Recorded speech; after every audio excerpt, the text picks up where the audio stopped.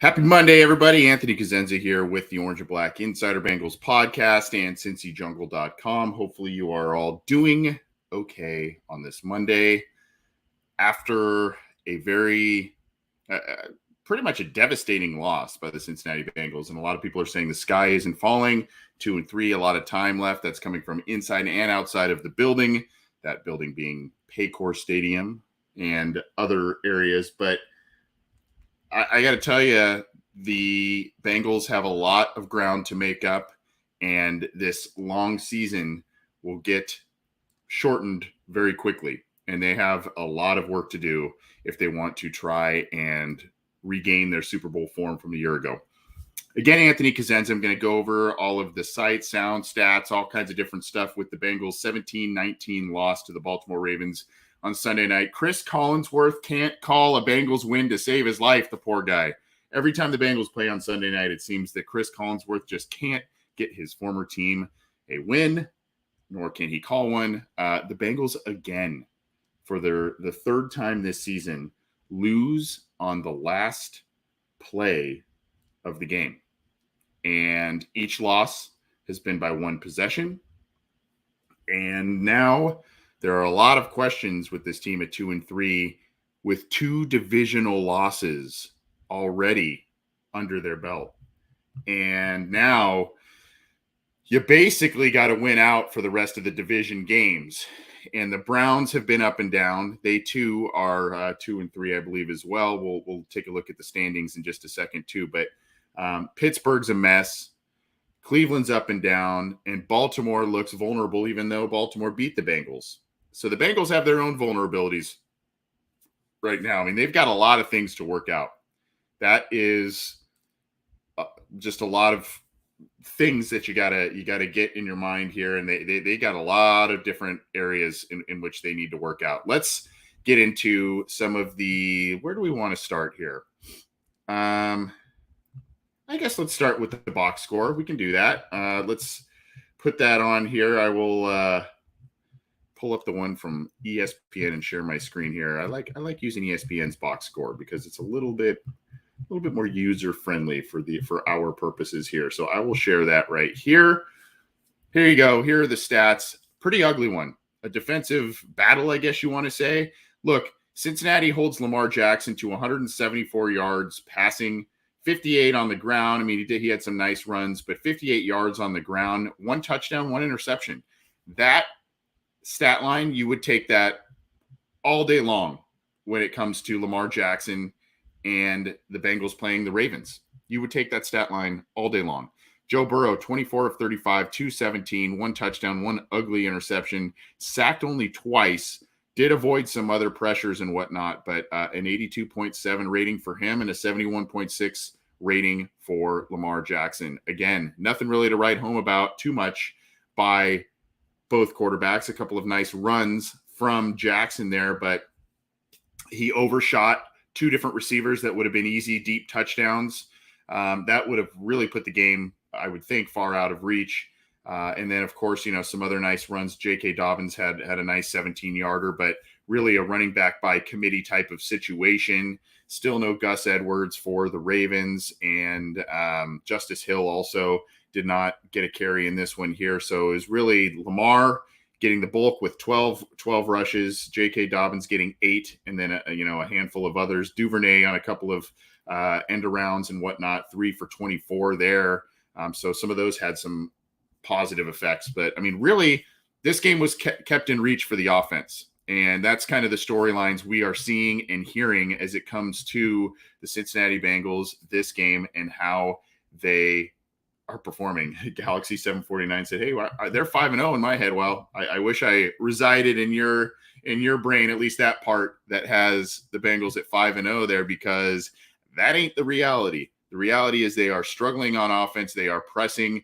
It appears they are not trusting either each other or they are not trusting what they're seeing out there. They're not trusting their own eyes and what they've studied. There's also, lack of execution and all these, mantras and mottos and adages as it goes with football. But the bottom line is they're just not getting They're not making plays. There are way too many dry spells. Still the occasional turnover. Now look, I'm going to pull this up real quick. Well, I'll get to that in a second, but 2 sacks on Burrow. He had clean pockets. He had more time than we had seen earlier this year. There was a play he made. He ended up making a nice throw out of it, but he started to almost bail, and then he was like, "Oh wow, this is actually a cleaner pocket than I than I thought was going to be here." So he stayed in and made a play. So there was a little bit of a quick trigger moment that I saw last night. I don't remember the specific play, but I remember he dialed back and he saw pressure and almost started to bail, and then he kind of was like, "Oh, this is actually kind of a cleaner pocket than I thought. I've got more time than I thought," and sat back there and made a play. Running the football for the Bengals has been a problem this year. However, not so much. Joe Mixon was 2.7 yards per carry on the year for Joe Mixon. He bumped that up to like 3.1 just from this game alone because he had 5.6 yards per carry in this game, 14 carries, 78 yards. P. Ryan had a couple of nice carries as well, 3 for 17, positive yardage for him. So there were elements of the run game that were working. And Joe Goodberry, our buddy on Twitter, he had a really nice breakdown earlier on Monday that showed an RPO play wherein Burrow ended up using the option to throw, kind of a smoke route or dial it out to the side in the flat to Chase that netted 0 yards on a throw instead of giving the ball to Mixon, and Mixon appeared to have had a big lane there. The Ravens were selling out against the pass. They were not going to let Joe Burrow and Jamar Chase beat them. Now, unfortunately, the Bengals lost T. Higgins in this game for a stretch with an ankle injury. Some other guys did step up, but I mean, the bottom line, again, what was the key to the success in the 2 wins this year? It was the short controlled stuff. It was, and I'm not talking about a lot of the check down variety that we saw last night from Joe Burrow. I'm talking about mesh routes. I'm talking about crossers, slants, that sort of thing, where it would go to Higgins, obviously not available. So that hurts the offense. And you're seeing what this offense is and is not with and without T. Higgins. Jamar Chase is a special talent. Tyler Boyd does a lot of the dirty work, and he is a great player.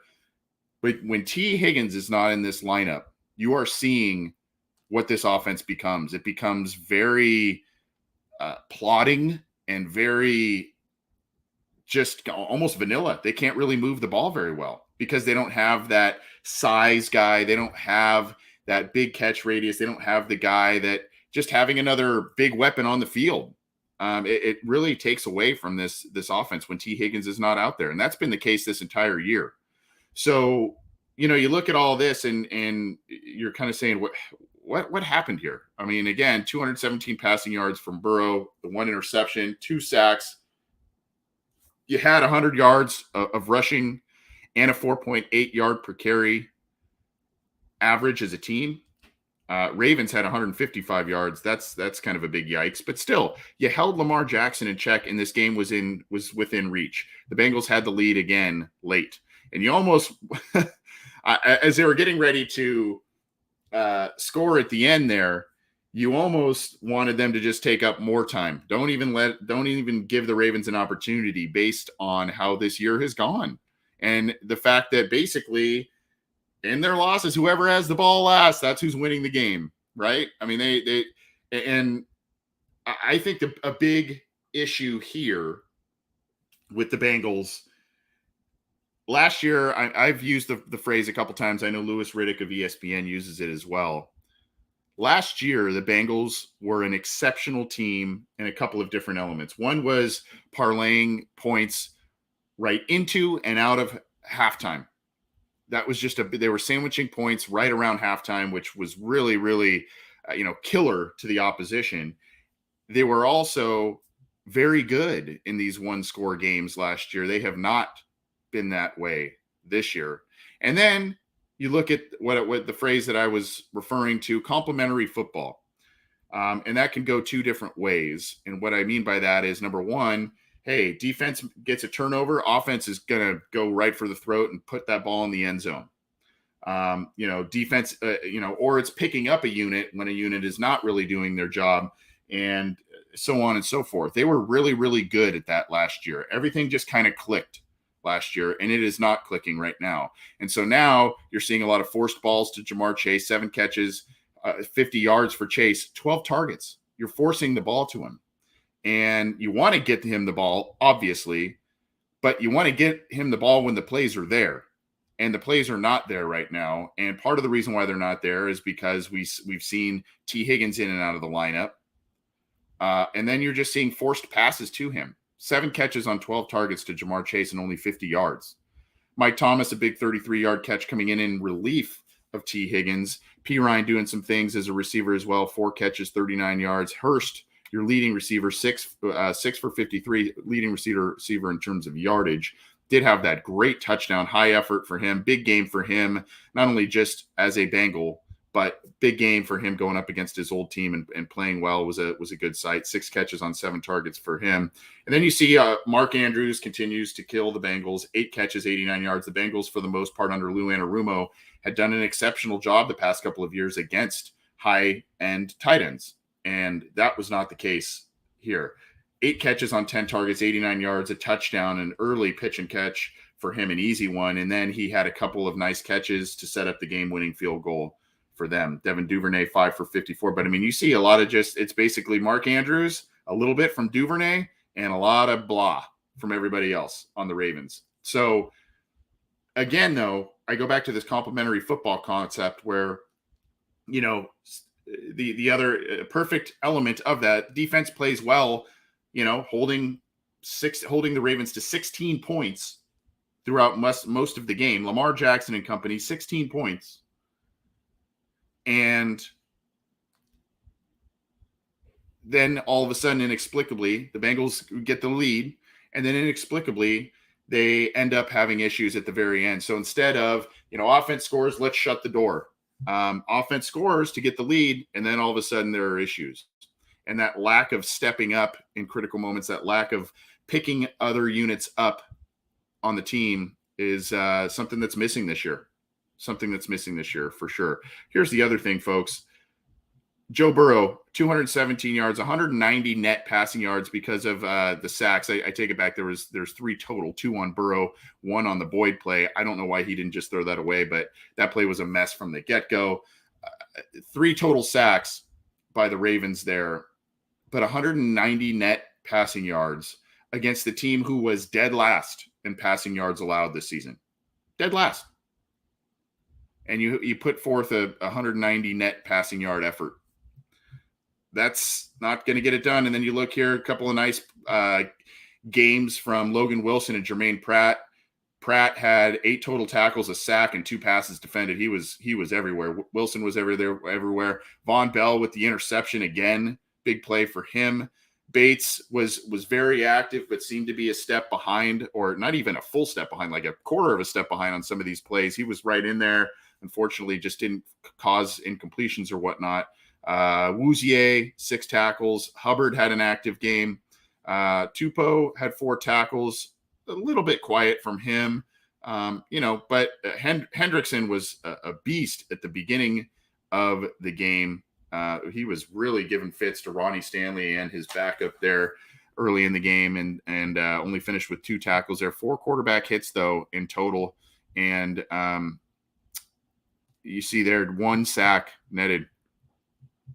Not good there. And you see 5 quarterback hits and 3 sacks over there for the Ravens. I give Baltimore credit. They played very, very inspired football because obviously they remembered what happened in these 2 games last year. They have a long memory, and their fans definitely have a long memory as well. Kind of an interesting sight seeing Josh Bynes, who was a Raven for a long time, then a Bengal for a year, and was a very valuable guy for the year that he was here during the COVID 2020 season, get a sack on Joe Burrow. That was kind of quite the sight to see there. But regardless, the Bengals came up short. Interesting night, though, for the Bengals kicker, Evan McPherson. He was 1 of 1 on a field goal and 2 of 2 on a extra points. But was he 2 of 2? That one that floated over the crossbar, I guess, sort of inside of it. They gave him that. So 5 points in total for him. Huber, rough night punting. Four punts and only a 38.5 average. None of them inside the 20. He did have a 51-yarder as a long, but he was not punting all that well for the Bengals in this one. So all in all, just it's very disappointing to see what the Bengals, their offensive output is.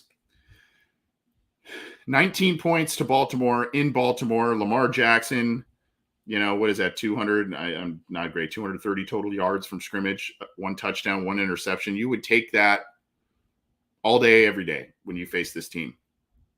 And somehow you end up on the losing end of it. It's pretty maddening if you are a Bengals fan and obviously someone in that locker room. And here's the thing. Rob Duncan says, I'm over getting beat by teams with a less talented roster than ours. I'm sure you'd get some pushback on that from the Baltimore side of things. And I don't know if there's a significant talent gap between both of these teams, but you would think that this was a game based on how close it was and, the defense doing what it did. You would think that this was a game that the Bengals would have won. And they did not.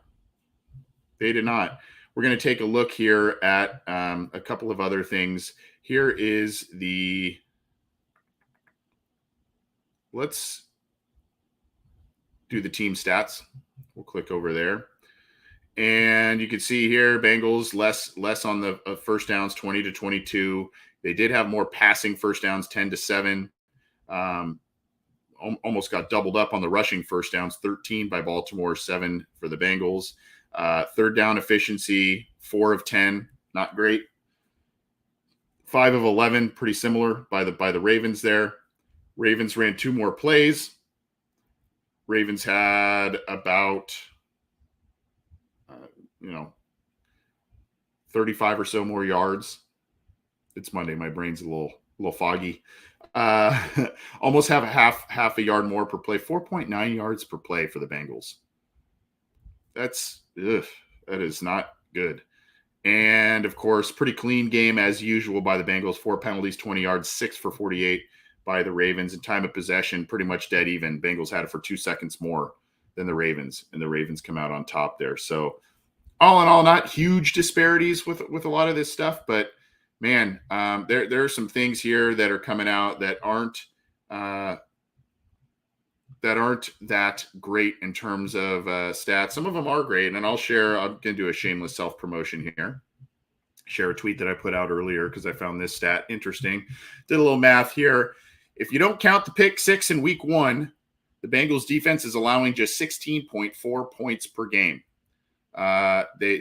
We had questions in facing backup quarterbacks to varying degrees and amounts of time. And what I meant by that is varying degrees. I mean, Trubisky was the starter to begin the season. He is now currently a backup. And of course, amounts of time, the Tua Teddy Bridgewater situation in weeks 1 through 4. So there were questions with, okay, who are they actually playing? But then they did well against Lamar, 174 passing yards, an interception, and a 71.6 rating. 16.4 points per game. That's not counting the pick 6 that Burrow threw in the first game. So the defense, is it spectacular? No. Are they absolutely harassing other quarterbacks? Not necessarily, but they are doing enough, definitely enough for to keep the team in the game. But I mean, there's always improvements, but I mean, they're causing a few more turnovers than they did at the beginning of the season. And then now, you're seeing Hendrickson heat up a little bit, Hubbard doing his thing. They need to find additional pass rush help beyond those two, though. Someone somewhat consistent. They need to get that. And then, of course, the offense needs to do its job. This has to be this will be the tweet of the week. We've done this, and I know it's only Monday, but here we go. Tweet of the week time, and it's from a friend of the show.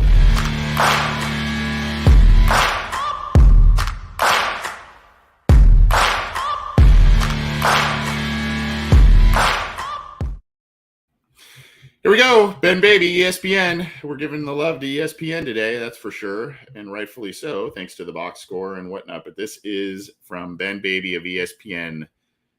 Oh boy. And this is courtesy also of ESPN Stats and Info. The Bengals are the first team in NFL history to lose 3 of its first 5 games on a score on the final play via Elias Sports Bureau and ESPN Stats and Info. Let me repeat that one more time because this is a stat that is just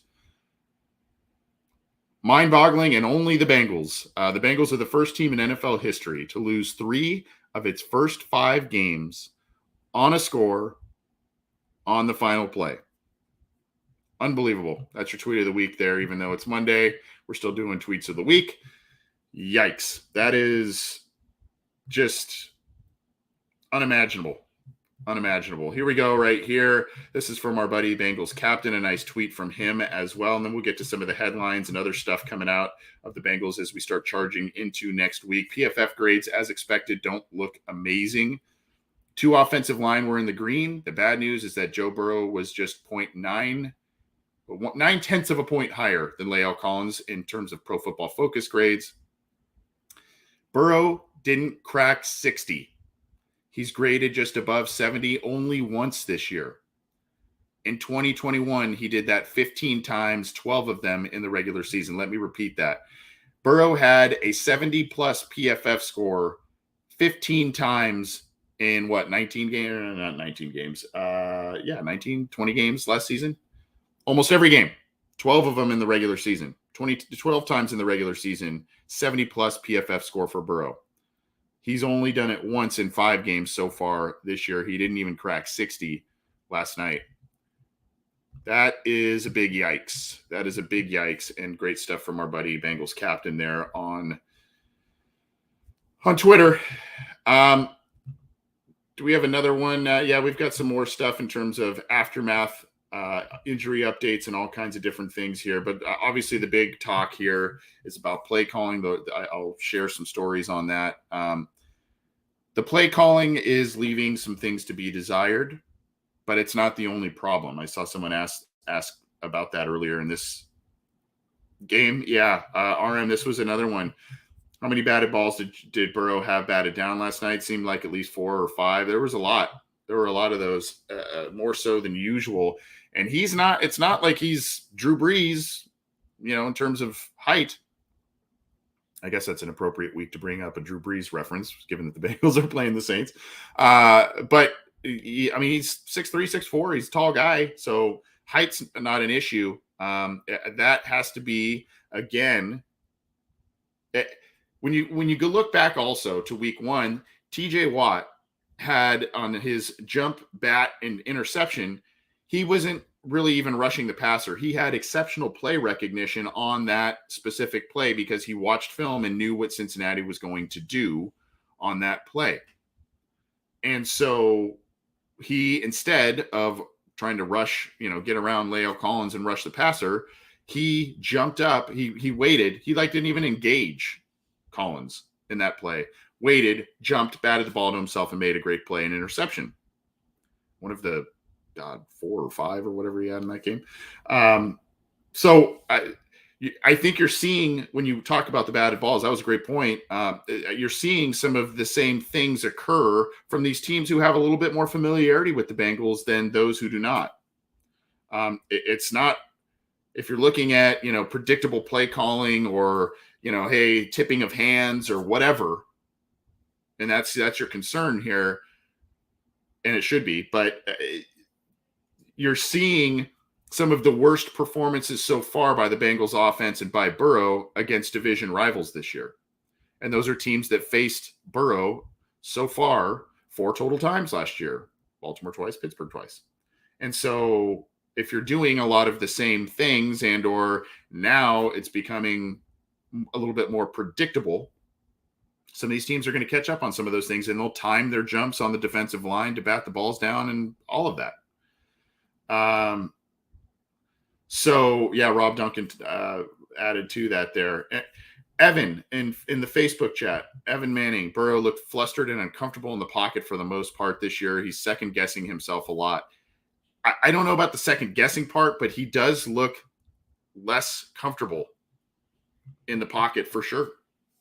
And like I said, there was a play last night where he automatically kind of thought that the play was breaking down, and he's like, oh, I have a clean pocket here, actually. He took like a step forward like he was going to already bail, and then he stopped, and he was like, oh, this is actually kind of nice, and then he made a play. So, again, I don't know if it's the last year thing. I don't know if it's the appendectomy. I don't know what it necessarily is, but there is a tendency to not want to either hang in the pocket as long, or I don't know. There's a lot of things at play. The play calling is definitely a bit of an issue, and that you obviously we kind of know for the most part when the Bengals are going to run the football. But again, we talked about this with also making the right decisions by the players making the right decisions out there as well. That RPO play that Joe Goodberry put out on Twitter, I mean, that's not the right decision in that time. And you're hearing a lot of the players say, when Tyler Boyd was talking about the Philly special, and then you had Burrow on that RPO go to Chase instead of giving the ball to Mixon or whatnot. You are having guys kind of, hey, I thought they showed us this, and we thought we had this, but it's not what happened. So teams are tricking them a little bit. So I don't know about the second guessing part, but it seems like teams are disguising things a bit better if you're reading the words that the Bengals players are putting out there. And I think that's part of it. And I guess kudos to some of these teams, especially the ones in the division that made adjustments from the beatdowns that they received last year by the Bengals. So let's get to some of these other things here. One of the things that kind of has been swept under the rug a little bit is, and this is from our buddy James Rapine and the great crew over at Sports Illustrated's All Bengals site. Did you see this one? I'm sure you've heard about it now. Zach Taylor has a sideline exchange with La'el Collins after the failed fourth down conversion. And we'll talk about the fourth down conversion in a sec here. And I don't know if you'll be able to hear this. This is from Caleb Noe, Marshall Kramsky here. Pick that up. Here's there is Zach Taylor saying, come here. I got to tell you something. But I'll say this, Mike. It's one thing when Pat. So you saw there that, and here's the link, by the way. I will share that. I like to, since we do Happenin headlines, I like to share the link. So that'll be in the live chats, in the replay chats as well, if you like the video side of things. But when you see that, that's not good. And then you've got this here from Hayden Hurst. And he's been a nice addition to the team, but here it is on CincyJungle.com.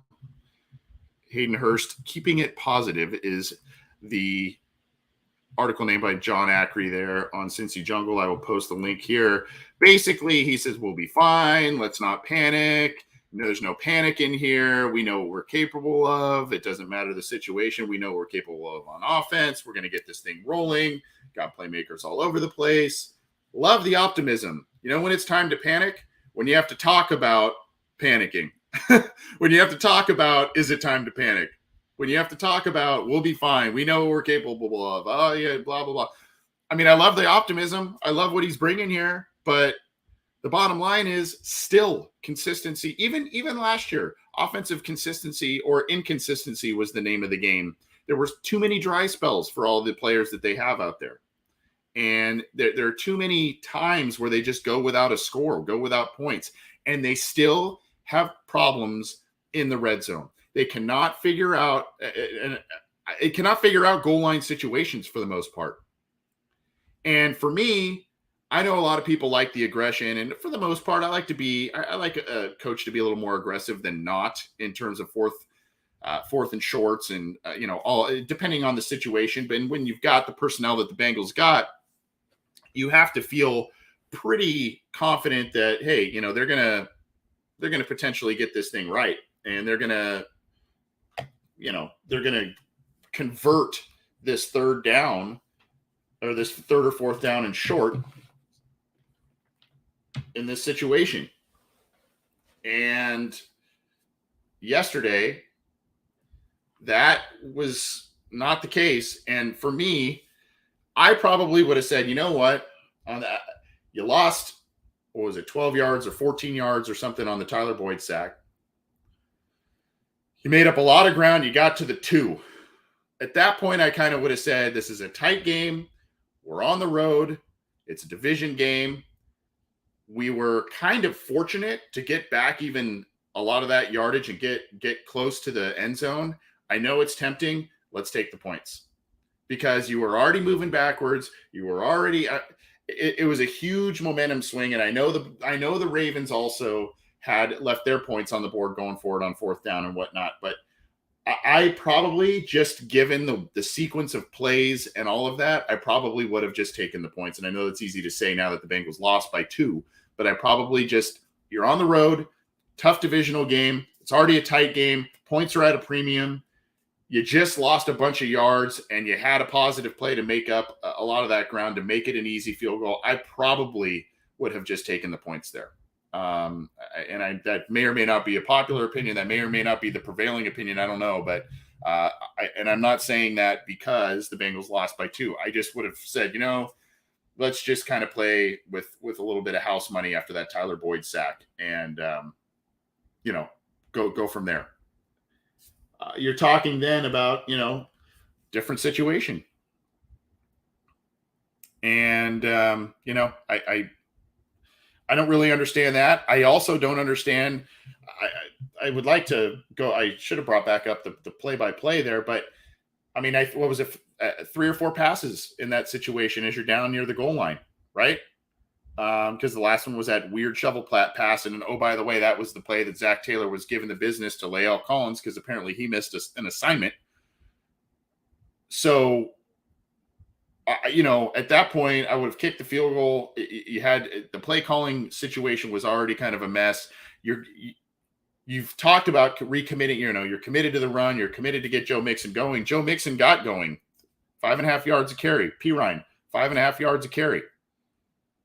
And down there, you throw the ball 3 or 4 times and don't give a shot to your running back. And then, you had the gadget play that netted you a lot of yards. That was an inexplicable series of plays right there. And to me, I think that was kind of what doomed them a little bit. I mean, we could talk about it wasn't just that, but that was a big, big series of moments in the game for sure. And the Bengals need to figure out how to get into the end zone. When the field shortens, they need to figure it out. And it's really, really hard to believe that they're having those issues with the talent that they have. Granted, T. Higgins has been in and out of the lineup. So at any rate, Hayden Hurst keeping it positive there, but and I'm getting some awesome glare this time of day on the old West Coast. I'm going to scoot over here a little bit. But Hayden Hurst is keeping it positive, but I don't know. Hard to be positive when similar mistakes keep being made. Let's keep going here. A couple of other things as we go on. Was it? Oh, yeah. So here's an update on this again from All Bengals. So we will update on the Lael Collins thing. So let's pull that up and then we'll get to a couple other headlines and bounce on out of here. But they downplay this, and this is again from All Bengals. You see here.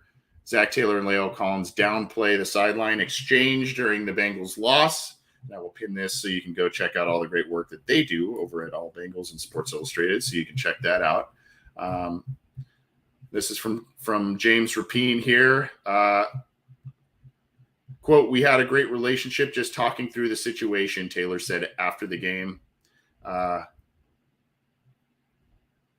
Quote, "I don't know. I just kept telling him I was good," Collins said, "just frustrated that we didn't get it in there. That was a big pivotal point in the game. We needed to put points on the board there and take the lead." Obviously, Collins is having back problems. That's been something that's been bugging him throughout training camp and whatnot. So Collins says he's a hell of a coach. Quote, it's just one of those things. Emotions fly high. We lay it all on the line each and every play. And that's when you hear, is it time to panic? And when you hear exchange, heated exchange, that sort of thing.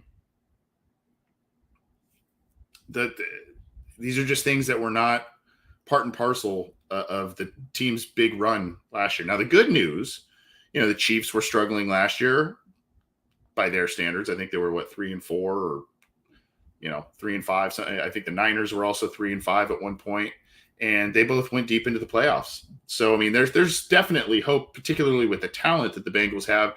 And when the defense continues, even though they're not, statistical animals on defense, like I said, 16.4 points per game given up by this defense. That is manageable.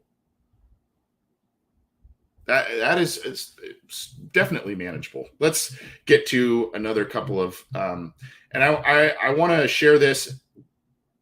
Willie Lutz, who has been on our show and I've been on his show as well.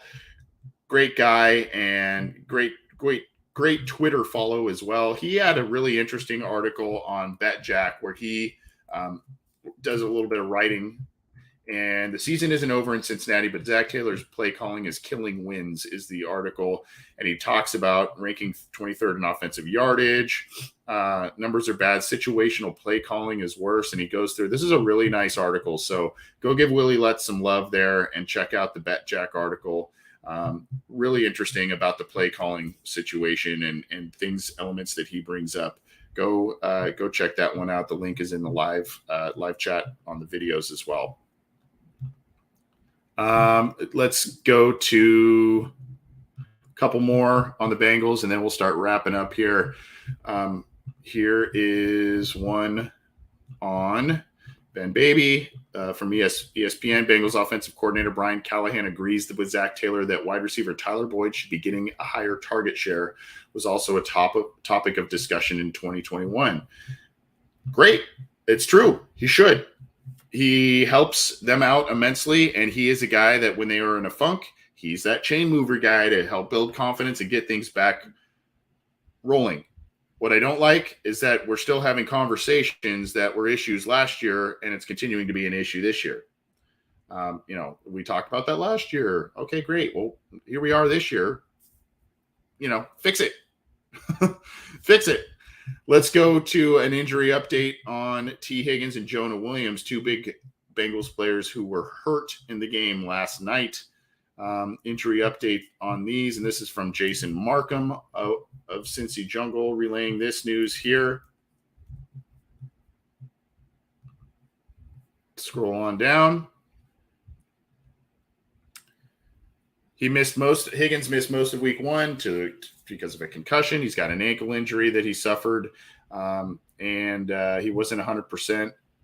He didn't have a lot of snaps here, and you can see here Jonah Williams had a good game overall, 81.4 PFF pass blocking, 80.5 in true pass blocking sets. Look at this. This is from Willie Lutz, at Willie_Lutz, by the way. No sacks, no hits, no pressures. Pretty decent in the run game, 66.2. Not great, but okay. But really good in pass pro. But at any rate, they are both we're trying to figure out what the update is here. And Zach Taylor in his press conference on Monday, Higgins has a, quote, complicated ankle injury that has him day-to-day. Williams had an MCL sprain. He will be day-to-day as well. I did note that I forget who it was, but they said that basically Jonah's in a lot of pain with that MCL sprain. So that's something to note and not good news for him. Hopefully that and he did not have a good outing to begin the season, but now he is playing a bit better, as you saw from those PFF scores there. But both of these guys need to be healthy. This offense is just not the same without T. Higgins. And then again, when we're talking about the red zone issues, the goal line issues, you need that big target, and you need kind of all hands on deck. This is where you kind of wish that the Bengals had maybe stockpiled a little bit of insurance policies behind the big three at wide receiver. Mike Thomas came in, had a nice play, and Stanley Morgan is a do-it-all, great special teams guy and whatnot. And the other guys, the Trents provide you with some special teams ability and whatnot. But kind of a guy that you can come, if there is an injury to T. Higgins, someone that can come in and immediately kind of not be the exact same guy, but have a presence and have a little bit of consistency with the team. So at any rate, let's get to the snap counts yesterday, and then we will get on out of here with some final thoughts. I'm Anthony Cosenza with Cincy Jungle, by the way, and this article is on Cincy Jungle. And I will pin this in the live chat for you, Bengals at Ravens snap count. This is from my boy, John Sheeran. And you can see here a lot of 100%ers. Karras, Awuzie, Apple out there every single snap. Hilton out there, only 51%. Flowers out there. So this is what confused me a little bit. Only 9 snaps for him, 14%. Especially when you had the issues that you had with Mark Andrews. You thought that Flowers maybe would have got a few more snaps out there. Maybe not. Dax Hill continues to just not really see the field. Only 6 defensive snaps for him. Hubbard playing 91% of the snaps. You want more help from the edge and get more consistency from edge players. Hendrickson out there, just 63% there. Hubbard they played Hubbard that much because Hubbard he's a good pass rusher. He's a good defensive end, but he's also very, very adept at playing contain. And he has really learned how to play against Lamar Jackson. And so I think that's where you're seeing why he was out there so much more than Trey Hendrickson was. BJ Hill out there, 56. They are missing Larry Ogunjobi, at least the Larry Ogunjobi of last year. They were missing him a bit. Josh Tupou, 46 snaps, 71%. Zach Carter, 22, 34% of the snaps. Shelvin was activated this week, only had 9 snaps out there. Activated, obviously, is trying to counter what the Ravens do in the run game, and of course not having DJ Reader. Pratt, who had the excellent game, 52 total defensive snaps for him. Davis Gaither, 20 snaps. Burrow, of course, playing 100%. Then you had Jesse Bates playing 100%. Von Bell playing 100%. Those guys had every snap out there. Jamar Chase, 100%. Mitchell Wilcox, only 19%. T. Higgins, only 10 snaps yesterday, 16%. That hurt the team. But you got to find a way to make up some of the production. You got to find a way to overcome that. And he's a big, big piece. And I know we sit here and we praise Burrow and Chase and all for good reason, but I'm telling you, we look at the games wherein T. Higgins misses time, and you are seeing a direct correlation as to why the Bengals have the dry spells. Now, I mean, when he's in there, are there big plays to chase? Of course. But, that's because there's the myriad of weapons. But Higgins also does a lot of things for this offense, and he's a key player. And so when you miss him, you miss a lot of different things. And I think he was missed throughout a big portion of yesterday there. And hopefully that ankle can heal up. Unfortunately, last year and this year at the beginning of the season, he had lingering issues, lingering injuries that, kind of hung around for a little bit, and ankles definitely do that. So I don't know.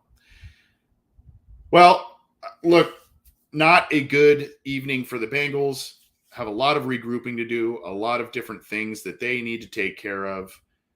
They have a winnable game in New Orleans. I would think that Chase, Burrow, Collins, the whole LSU crew that the Bengals have amassed, Shelvin on that side of the ball, I would think that there's a little extra spark for them going down there. The Saints are struggling a little bit.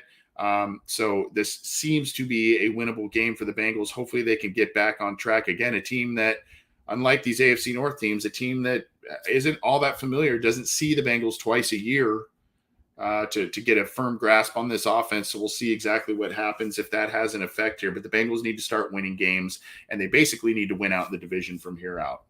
At a minimum split, go 3-3 in the division. You got to win these next 2 against Pittsburgh and Baltimore that are coming down the stretch. And then, of course, you got to take at least one, if not both, from Cleveland.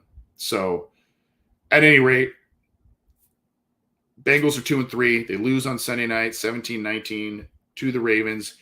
I think what's also frustrating us all, it's not just where the record is at this point. It's also you lose on the last snap of the game on field goals. You're just so close. You're so close. It's so frustrating. And these are the games that were tipped in their favor. And unfortunately, the national narrative going into this year is, the Bengals won a lot of those coin flip games last year. They may not be able to be as fortunate this year. And unfortunately, that narrative, as tiresome as it got, is starting to ring true a little bit. So Cincinnati needs to start winning games. They need to start closing out games, and they need to start finding ways to get into the end zone when the field shortens. And of course, they got to be a little less predictable on the play calling front.